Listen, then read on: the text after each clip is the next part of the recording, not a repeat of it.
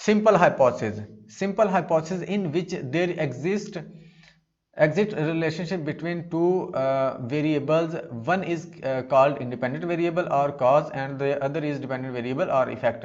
वो कहता है simple hypothesis in which there exist, यहाँ पर एग्जिस्ट आना था, सॉरी यहाँ पर उल्टा लिखा हुआ है, एग्जिस्ट समझ लेना इसको।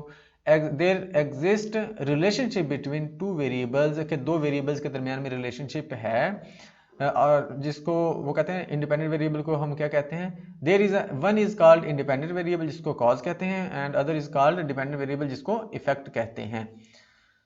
यानी कि जो इंडिपेंडेंट वेरिएबल इसको कॉज भी कहा जाता है और डिपेंडेंट वेरिएबल को इफेक्ट भी कहा जाता है। सिंपल हाइपोथेसिस की दूसरी डेफिनेशन है, ठीक है जी, इसको भी समझ, simple hypothesis in which all parameters of the distribution are specified.